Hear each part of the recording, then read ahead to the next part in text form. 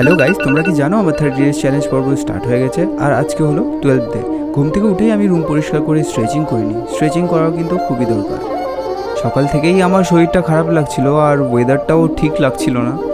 আর সোমবার যেহেতু আমার পূজা দেওয়ার কথা ছিল, বাট আমি একটু লেট হয়ে গেলাম। এটা খারাপ কেন কি 12 ঘন্টা ধরে এই ব্লগটা এডিট করলাম যে, তোমরা গিয়ে ইউটিউবে চেক করতে পারো এই ফুল ব্লগটা। তারপর মুষলধারে বৃষ্টি পড়লো। ওই বৃষ্টির চক্করে আমার সন্ধ্যা হয়ে গেল। আর আজকে আমাকে আমার গার্লফ্রেন্ডকে ছাড়তে হতো একটু জাংশনে, কেন কি ও ময়নাগুড়ি যাবে। তো আমি ওকে পিক করলাম প্রথমে, তারপর বেরিয়ে গেলাম জংশনে।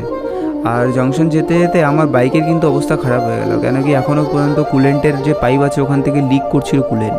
প্রচণ্ড হিট করছে আমার গাড়ি। আর মনার বাস ছাড়ার আগে মনাকে একটা চকলেট বিস্কিট কিনে দিলাম, ও খেতে খেতে যাবে ভালো করে। তো বলে ওখান থেকে টাটা করে আমি বেরিয়ে গেলাম পূজা দিতে। আজকে যেহেতু সোমবার ছিল। ভিডিওটা ভালো লাগলে লাইক শেয়ার সাবস্ক্রাইব করতে ভুলো না কিন্তু। Thank you.